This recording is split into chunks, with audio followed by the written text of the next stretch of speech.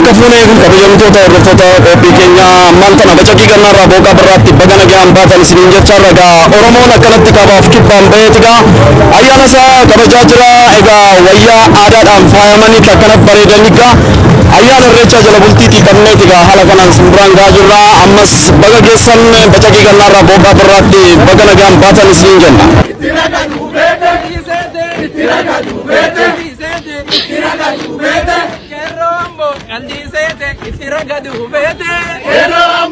Maqaan koo Gaaddisee Tashoomaan jedhama. Eessarraati? Jiraattuu magaalaa Bishooftuudha. Maqaa keenyaan? Maqaan koo Hawwanii Fadhishuun jedhama. Ayyee eessarraati? Anillee magaaluma Adaamarraa dhufe. Ayyee maqaa keenyaa jennu? Wanni maqaan koo Mangistuu Nugusee jedhama. Eessarraati? Godina Addaa naannoo Harargee magaalaa Sanbaa Bakkeedha. Eenyaa jennu maqaa keenya? Maqaan koo Abdii Guddisaa jedhama. Eessarraati? Maqaan koo Shawaa Kibbanirraa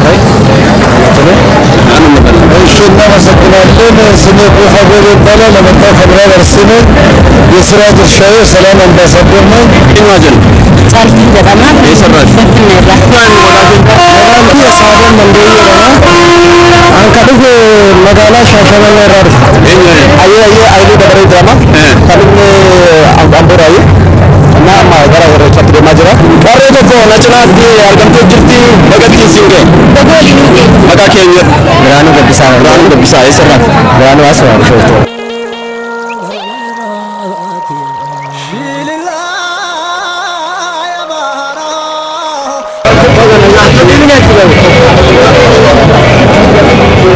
Bacaqii gannaarraa booqaa birraatti bagana ga'an baatan isiniin jecha ragaa Oromoon kaabaaf kibbaan akkanatti walitti bahee faayameetigaa ayyaana isaa kabajaa jira. Ammas irra deebinee baga geessan baga ittiin nuun geenna.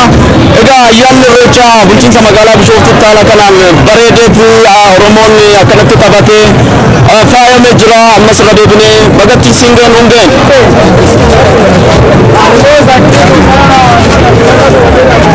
Bacaqii gannaarraa booqaa birraatti bagana ga'an baatan isiniin jenna. Ammaan tana keessummoota tokkoof cinaatiin qaba. Eenyaa jennu maqaan? Maqaan koo Gaaddisee Tashoomaan jedhama. Eessarraati? Jiraattuu magaalaa Bishooftuudha. Ayyee irreechi maalidha lessi? Irreecha naafi aadaa keenya kan ittiin ibsannuu fi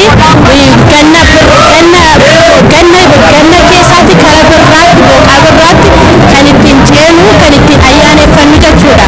Irreechi aadaa moo amantaa tasiidha? Anaaf aadaadha malee amantaa waliin waliin argu. Namoonni amantaa jedhan waan jiraniif? Warri amantaadha jedhanii yaadan inni of gowwoomsuudha waan ta'eef kun aadaa ofii mul'isuudha, duudhaa ofii beeksisuu jechuudha. Anaaf Irreecha bara 2015 kanneen akkamitti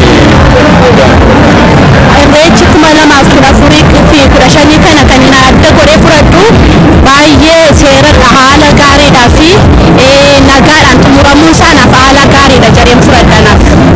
ayyee ayyaana gaarii siif haa ta'u. Isiniif illee. Eenyaa jennu maqaan? Maqaan koo Haannawaa Gaariin jedhama. Asuma jiraattuu magaalaa Bishooftuuti. Irreecha mee akkamitti argatte? Irreecha bara 2015. Irreechi haala baay'ee bareeduun kabajamaa jira. Hundumtuu uffata aadaa uffatee miidhagee faayyaan baay'ee babbareedee jiru. Baay'ee namatti tola. Irreechi siif maali? Anaaf irreechi aadaa koodha. Kan itti aadaa kootti ibsadhuudha. Maalummaa kootti ibsadhuudha. Oromoon hundumtuu irreecha irratti hirmaachuun isaa aadaa isaa maalummaa isaa kan itti ibsadhu jedhee yaadama.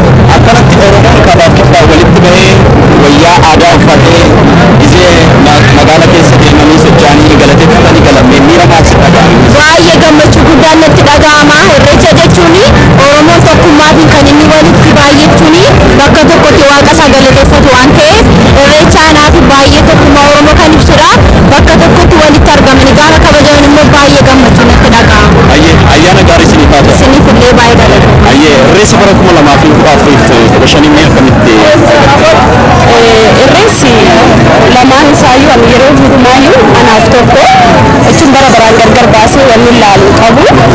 Irreessa irratti eenyummaa keenya, tokkummaa keenya, miidhagina keenya mul'isna waan ta'eef yeroo mara irreessinuuf ifa jechuun ganna bacaqii baanee kara birraa booqaa birraa yeroo agarru sanitti nuuf ifa waan ta'eef yeroo irreessatti ba'an immoo uffanni aadaa keenya illee ifnee mul'anna waan ta'eef Oromoon miidhagaa ta'uu isaa kan irraa hin hubanne jechuudha. Ayyee irreessi siif aadaa moo amantaadha?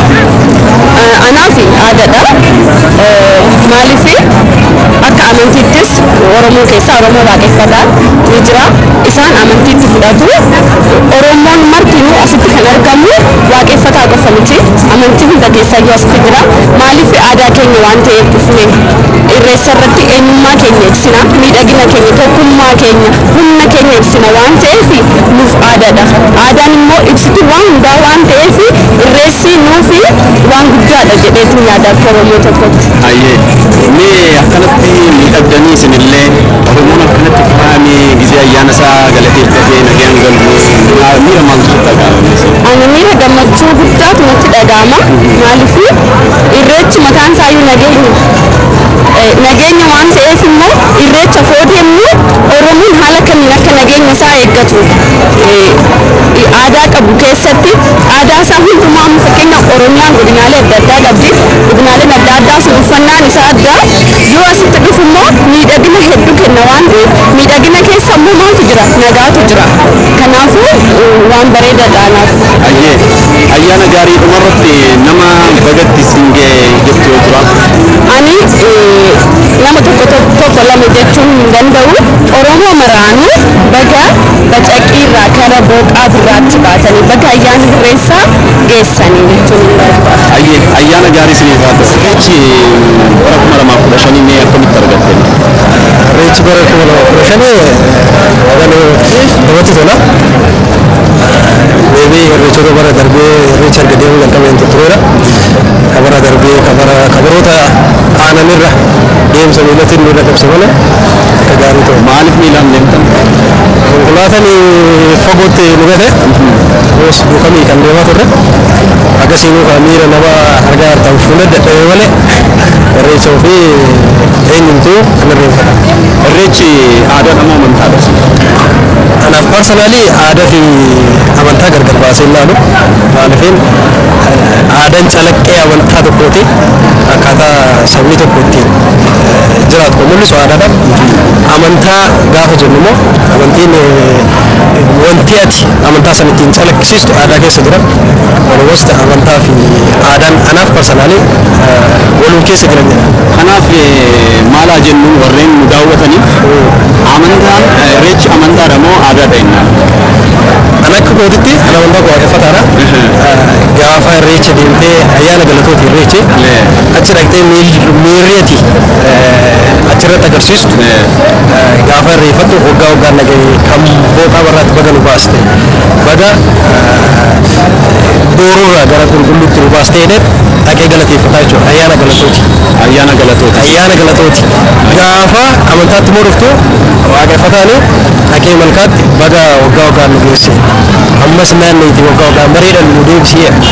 Ayyee. Kanaafuu biftiin ittiin jedhu suni anaaf akka kootitti amantaa illee aadaan illee wal keessa jirudha. Wal qabatee jira jechuudha mana faana.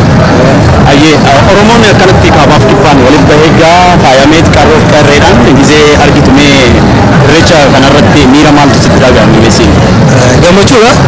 Irreechi Oromoos iddoo itti Oromoon itti wal arganu kaabaa kibbaa ba'anii itti wal arganu as dhuftee galatoo waaqa galateeffatu irratti nama wal bartaa wayyaa waan aadaa amma faayeffamanii jiran wayyaa waan akkasanii sanaa wal bartaa asirratti namni hedduu wal baraa jechuudha. Ayyee ayyaana gaarii siif haa ta'u yaadeen si gammadeef maqaa keenya jennu. Wanni maqaan kun Mangistuu Nugusee jira. Eessarratti? Godina addaa naannoo Finfinnee magaalaa Sambaa bakkeedha. Irreessa bara 2015 mee akkamitti argatte? Irreechi bara 2015 kun gaara addaatiin hafe hundumti iyyuu uffata isaanii uffata aadaa uffachaa deemaa jiru bareedanii aadaan isaanii namatti tola haalli isaanii uffata faashinii sabni isaanii baay'ee natti tolee jira baay'een gammadeera. Irreechi aadaadha moo amantaadha? Akka amantaatti si fudhatanii ani garuu akka aadaatti fudhatu. Mee adda nu baasta? Nama namni tokko amantaadha jedhee gaafa gara malkaa deemanii yookiin marga qabatanii irreessa deeman san waaqeffataadha kan jiran jiru. Akka amantaatti si fudhannaa akka amma fakkeenyaaf uummanni Oromoo seetti musliimni jira, kiristaanni jira, amantaa garaagaraa jiraachuu danda'a. Garuu uummanni Oromoo erga jedhameen booda immoo Oromoo kan ittiin beekamu ayyaana irreessa kanaan. Akka kanaafuu ani immoo akka aadaa kiyyaatti fudhadha. Mee ayyaana irreechaa bara 2015 namoota bagatti siin ga'e jettanii duraan dursee uummata Oromoo maraan bacaqii gannaa gara booqaa barraatti baatanii jirani. Isaan kanaaf uummata Oromoo hiriyyoo tokko kan lafaan argaman kanaaf baga 2015 ayyaana irreechaatti simbiin jira. Ayyaana gaarii Isiniif ayyaana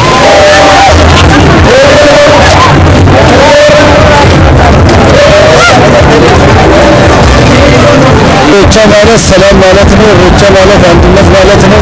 ኢሬቻ ማለት መቻቻል ማለት ነው። ኢሬቻ ማለት ሁሉ የኦሮሞ ሕዝብ ንስሐ ገብቶ አዲስ ልብስ እንደለበስ ሁሉ አእምሯችን አዲስ አድርገን እርጥብ ሳር ይዘን ሳር ማለት የሰላም ምልክት ነው። ውሃም ማለት ጸበል ነው። ሌላ ልዩነት የለውም።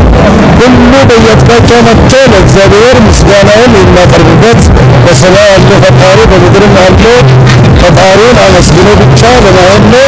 ውሃውም ያው ጸበል ነው። ምንም ችግር የለም። ያው ቦታም በውሃ ውስጥ ነው የተቀመጠው በዮሐንስ ማለት ነው። እንደ ውቅያኖስ ነው። ልዩነት የለውም። ይሄ ስለሆነ እኛ ነጭ ልብስ እንደለበስን ሁሉ ኢሬቻ በዓልን እንዳከበርን ሁሉ ለእኛ የተሰጠ ለማንም አልተሰጠምና እንደ መስቀል በዓል፣ እንደ ደመራ መስቀል በዓል፣ እንደ ኢሬቻ በዓል፣ እንደ ፍቼ ቀንበላላ፣ እንደ አሸንዳዬ ትልቅ በዓሎች አሉ። እግዚአብሔር ለእኛ የሰጠውን እኛ ደግሞ ተጠቅመን በዘር በጎሳ ሳንለያይ የዘር በቆሎ ገበሬ ሆንልኛል ብሎ ይዘራል። ሰው ልጅ እግዚአብሔር ሲፈጥሮ በአምሳሉ እስከፈጠረ ድረስ ይህን ሰው ብቻ መሆን የራሱ በግ ስለሆነ ሁሉ የእግዚአብሔር ፍጥረት ስለሆነ ያችን አምኖ ራሱን ችሎ ተቻችሎ ተከባብሮ ስለ አገሩ ሰላም፣ ስለ አገሩ አንድነት፣ ስለ ብልጽግና በዓል እኛ የምናከብረው ሲጀመር ሰላም ሲኖር ነው፣ ፍቅር ሲኖር ነው፣ ጥላቻን ስናስወግድ ነው፣ አንድነታችን ብናጠናክር ነው። ይቺ ኢትዮጵያ ሀገራችን ለእኛ ቅርና ለአፍሪካ ትበቃለች። ሁላችንንም ነጭ ልብስ እንደለበስን ሁሉ ውስጣችን ነጭ አድርገን አእምሯችን አስተካክለን ለመንግስትን መታዘዝ ግዴታ ስለሆነ ታዘን ለእግዚአብሔር መታዘዝ ነው ያለብን።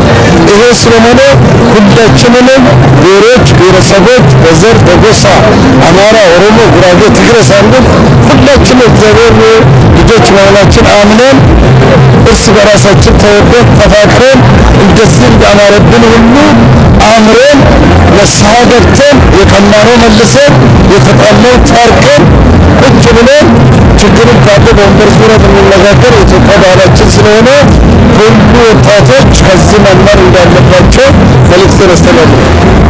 መልካም ዓመት በዓል ይሁንልዎት። እጅግ በጣም አድርገን እናመሰግናለን። ክቡራትና ክቡራን ታዳሚ እንግዶቻችን እንግዲህ ብዙ እንግዶችን እንግዲህ እያቀረብን እንገኛለን። በድጋሚ መልካም ዓመት በዓል ይሁንላችሁ።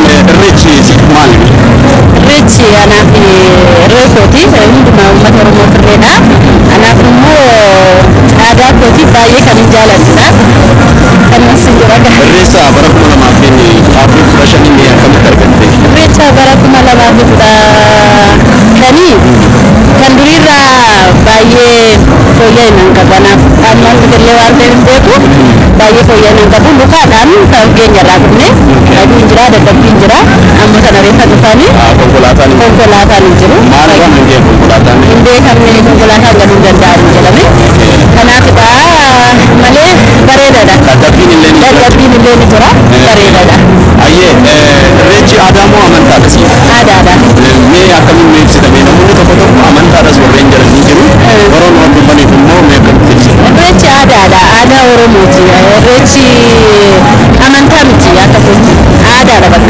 ኡማማን ከንጅሩ ነሜኒ ተቆጦ አመንታ ኡማኒ ተቆጦ ኢሬቻ አመንታዳ አመንታ አሉ ምናምን ዋንጃ ለጅሩ ብሻን ከመኑ ሙፍቲ ሙከተመኑ ምናምን ከንጀራን ጅሩ ምክንያት ሙከትና ማኑ ሙቲ ዋጋ ቦጋ ብራኑ ባስ ገበጨቄብና ገናን ባፌ ቦጋ ብራኑ አርገሲፍቴ ያዋጋ ውንቴ ያውንተ ውንቴ ያስን ብሮ ውንቴ ገለሚሳ ገበነ ዋጋ ገለተ ገልችና ማለ ብሻን ይፊኑቲ አያና ጋሪ አያና እሺ ገለተ አያና ኢሬቻ በረኩማ ለማፊ ረሸኒቲ አፍሪ ያከሚቲ haala gaarii fudhadha. Baay'ee waan namatti qabaana wanta dabalu baay'ee haalli sakatta'e isaanii baay'ee namatti tola. Haalli itti keessummeessaranii baay'ee dansa baqaan ኢሬቻ አዳሙ አመንታ ደሲ aadaa. mee oromoon akkanatti faayamee kabaaf kibbaa walitti ba'ee ayyaana isaa gizee galateeffatu isinillee faayamtanii dhuftanii warreen biraas gizee faayamanii dhufan miira maaltu sitti dhagahame? Miira gammachuuti, miira tokkummaatu na dhagahame. Ayyee ayyaana gaarii isiniif haa ta'u. Yaada namni kennu laasin? Ishi eenyu maqaa kee? Irreecha bara 2015 akkamitti qaqqaba? Hangaba kootu lola arsiibaarullee ashaarullee irreecha kana irreeffachuudhaaf irreecha akkuma gammoo irreechi bifa miidhagaadhaan namatti tola baay'isee jiru naannoo kootaan ba'anii naannisaatti namni Oromoo aadaa isaatiin uffannaa isaatiin bareedeetiin yoo akkanatti dhufu baay'ee namatti tola baay'ee na gammachiisa akka boodii. Irreechi maalidha meesiif? Irreechi aadaa Oromooti. Irreechi tokkummaa Oromooti. Irreechi jaalala. Irreechi aadaa keenya duudhaa keenya aadaa keenya ibsa malee waan biraan ibsu. Nama amantaaf tokkummaa amantaa hundee garaagara kan nama amantaaf sochii guddifnee hin jiru iddoo kana aadaadhaaf malee aadaadha. Aadaa sochiif aadaa Oromooti jedhama. Ayyaana gaarii isiniif haa ta'u siin jaalladha. Amma gara irreechaatti deemaa jira. Uffata aadaatiin faayamee amma gara irreechaatti deemaa jira. Itti keenya illee hidhannee itti jechuun immoo mallattoo keenya isa jechuun magaalaa Finfinnee keessatti uummata Oromoo dura bottii hidhatanii achi keessa qabanitti jiraachaa turanii yeroo booda uummata Oromoo achi keessa baatanii aadaan keenya illee lafa keenya illee waan akkaataa fakkaatu hidhannee dhabnee turre ammoo galanni rabbiif haa ta'u aadaan keenya illee deemtee mirsa aadaa keenya deemsuudhaaf akkatti faayamee barkaatti argannee galatame. Yaadannoo abbootii keenya sanaan yaadachuuf akkas goone aadaa gadi deemsuu fi yaadannoo abbootii keenya deemsuudhaaf amma gargaarti. Irreechi maalidha meesiif? Mallattoo ta'u. Irreechi aadaa moo amantaadha? Irreechi aadaa ta'u. Mee nu ibsime kaan amantaadha jedhu kaan aadaa jedhume. Irreecha gama kootitti ani aadaa yoo ta'u dhufe ani aadaa yoo tajaajilta dhufe malee kan inni naannaa isaa dhufe jechaadha. Amantii garaagaraa qaba.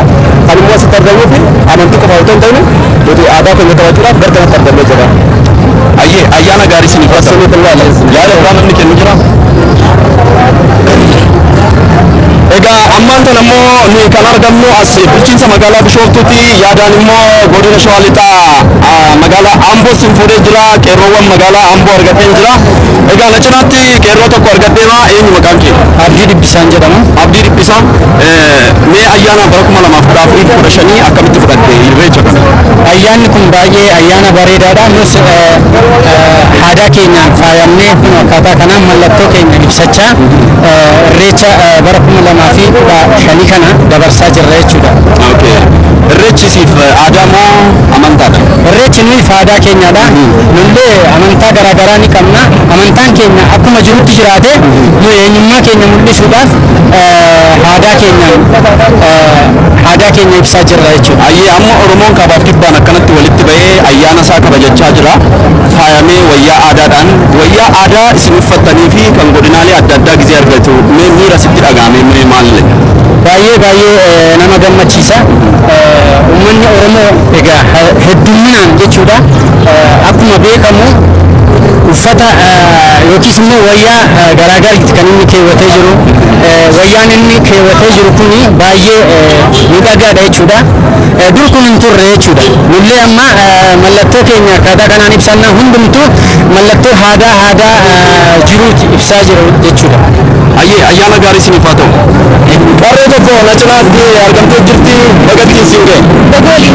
Irreechi bara 2015 akkamitti argatte? Irreechi bara 2015 haala baay'ee bareedaa haala miidhagaa ta'een argatee jira. Baay'ee itti gammadee jira. Irreechi maal isin? Irreechi keenya. Aadaa moo amantaa? Irreechi aadaa keenya. Mee akkamitti ibsitamee irreecha bara kanaa Oromoon akkanatti qeerroo fi qarreen faayamee gizee dhufu miira maaltu sitti dhagahame? Gammachuu guddaatu nutti dhagahame irraa dubbachuudhaaf baay'ee itti gammadee jira. Ayyee maqaa keenya Biraanuu Gabbisaa. Biraanuu Gabbisaa eessarraati? Biraanuu Asmaa Bishooftuu irraati. Ayyaanni irreechaa bara kanaa akkamitti argatte? Ayyaanni irreechaa bara kanaa baay'ee namatti tola garuu akka yaada tokko dhageenyutti daangaatti tokko waan dhodhoobaman fakkaatu isaa malee amma ta'ee irrateera jedhetan tunaana. Maal kanan kee annawwame? Yaa'u sababa nageenyaaf natti fakkaatu dhodhoobamaniiru baay'ee amma dubartiillee ta'uu baatullee irrateera amma ta'e. Bareedaadhaan baranaa Tokko irrateera akka barreeffataatti. irreechi siif maalidha? Irreecha naaf maalummaa kooti, eenyummaa kooti, hirrii kooti. waanan jedhee ibsullee qaba baay'eetti gammada akkam mee walumaa galatti akkamitti ibsitame irreecha irree keenya baay'een itti gammada irreecha kana waan itti gammaduuf uma akkan jedhee ibsu ayyee magatti singe egaa ammas taateewwan ta'aa jiran egaa sin biraan geenya ammas qeerroo tokko of cinaatiin qaba eenyu eenyu maqaa kee maqaan kiyya Daawud Hasan jedhama. Daawud Godina Arsiitaa Aanaa Qoreerraan dhufe. Ayyaana irreechaa kabajuutiin dhufe. Ayyaanni irreechaa anaa fi maalummaa kooti. Oromummaa koo kan ittiin goonu iddoo Oromoonni hundi itti ol ga'ee ayyaana isaa Oromummaa isaa ittiin ibsatudha. irreecha bara 2014 fi bara 2015 akkam garaagarummaan isaa garaagarummaan isaa baay'ee garaagarummaan qabu garuu nagaadhaan kabajnee nagaadhaan galaarraa rakkoo tokko jiraatanii iddoo rakkoo sanitti homaan arginu garuu nagaadhaan galaarra gara mana keenya. ayyee irreecha amantaadha moo aadaadha Irreechi namoota tokkoo fi aadaas ta'uu ni danda'a. Nu garuu akka aadaatti fudhanneeti amantii kee gara kiyyaa musliima akka aadaattiin dhufee ibsadha jechuu barbaadeeti. ayyee bacaqii gannaarraa booqa birraatti baga nagaan baatan isiniin jecha ragaa oromoon kaabaaf kibbaan akkanatti walitti bahee faayameetidha ayyaana isaa kabajaa jira ammas irra deebinee baga geessan baga ittiin nun geenna egaa ayyaanni irreechaa bulchiinsa magaalaa Bishooftutti haala kanaan bareedeeti oromoon akkanatti taphatee faayamee jira ammas irra deebinee baga ittiin siin geennu hin geenna